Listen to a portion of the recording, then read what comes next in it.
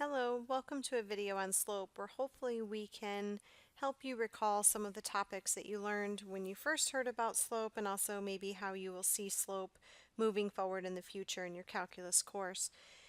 So most people remember slope being the variable m, which it is. It is a universal variable that represents slope. And also most people are familiar with the formula for slope. I might write it a little bit differently at the beginning than how you recall it, but hopefully this will make sense here in a second. I like to write slope as m equals change in y over change in x, because what that truly represents, and hopefully this will be recalled, is that slope is rise over run. And so rise represents that vertical change, which is change in y, whereas run represents your horizontal change. So moving over to the right where I have this graph here and I plotted the point 2, 1, which is A. I'm just going to count each of these as 1, -3. And then I plotted point B, which was -2, -3. So if I have these 2 points here, and let's say I, connected them, let's say I wanted to find the slope of this line that connects these 2 points. Well, you can do one of two things. You can start at A and calculate the movement from A to B, or you can start at B and calculate the movement from B to A, because this has a constant continuous slope, and so it doesn't really matter which one you start with. Most people tend to look at things left to right, so they would say start with B. And so if that's the case, I'm going to calculate rise over run just by looking and counting, because everything in this graph appeared to be exact or on a whole value, all integers, I should say. So 1, 2, 3, 4 was that rise because I'm headed up, so that is a +4. And the run, well, let's see, I'm here at this point right now. And then I want to, and I don't want to confuse you with too many arrows here, and I want to now go to A, so I've got to move to the right. So I'm going to count 1, 2, 3, 4 to the right. And to the right and up are both positive, and so that slope would be +1. Now let's just say I wanted to go in the reverse. Well, if I started at A, I'm now going to the left and down. And again, we want to calculate rise over run, so typically we go down first, and so that would be -1, 2, 3, 4, because I'm going down here. And then to get to point B, I need to go to the left. And so you can count, and I'm going 4 to the left, which also gives me a slope of 1. So I can see that no matter which point I start with, I will end up with the same slope. One more representation for slope that you saw was probably this formula, which most of you are familiar with. It's probably the most remembered formula for slope. Y sub 2 minus y sub 1 over x sub 2 minus x sub 1. And that's basically saying what is your change in vertical distance and what is your change in horizontal distance. So basically your rise over run or change in y over change in x, they are all the same representation for slope. So I could, for example, calculate slope in different ways. I could calculate slope given 2 points. And just like we saw above, I can do that graphically.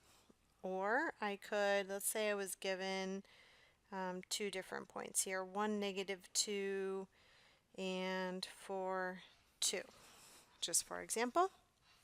And so again, it does not matter which point you call your first and which point you call your second. I'm just going to keep them in order. Let this first underlined blue one be my first and this other be my second. And so my slope would be my y sub 2, which is 2, minus y sub 1, which is -2, over the x sub 2, which is 4, minus x sub 1, which is 1. So 2 plus 2 is 4, and 4 minus 1 is 3. So in this case, that slope would be 4/3. I do want to also point out that you want slope to be, or it's perfectly acceptable for slope to be this improper fraction, and you want to keep it as such so that you can always go back and see that your rise is 4 and your run is 3. So for every 3 units that you go over, you want to go up 4 units.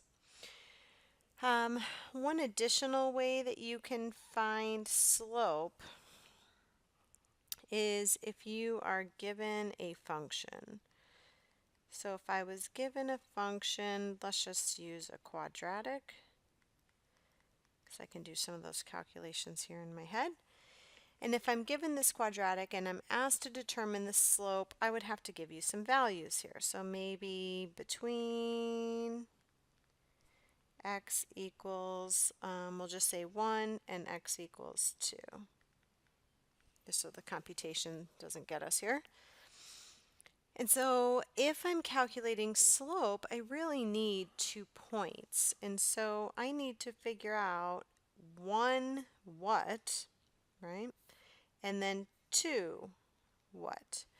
And so I have a parabola that opens up, okay? And I have a point at x equals 1, and I have a point at x equals 2. And what I'm suggesting is draw a line in between them, and what is that slope? Okay?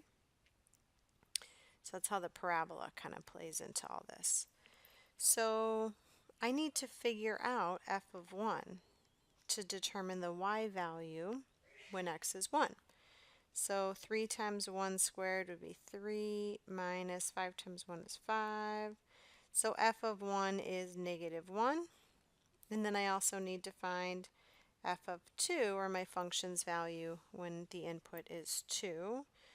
3 times 4 is 12 minus 10, so that would be a positive 1. So now I have my 2 points just like I had above, and I can calculate slope using the formula just like we did on the previous example. So I would go through that process and say m equals and calculate. And so I get 2 over 1. So my slope would be 2.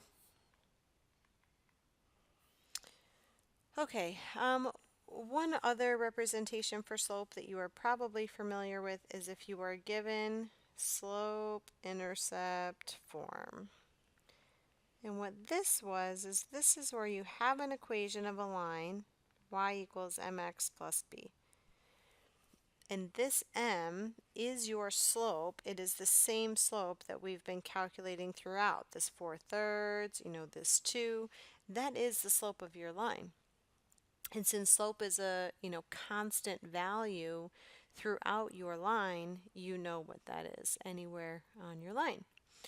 And then last thing I just want to mention, it's probably the most important for your calculus, is that slope is another term for average rate of change. And so if we ask you to determine average rate of change, all we're asking you to do is determine the slope, and that will be discussed further in your calculus lessons. I hope you found this helpful to review some things about slope.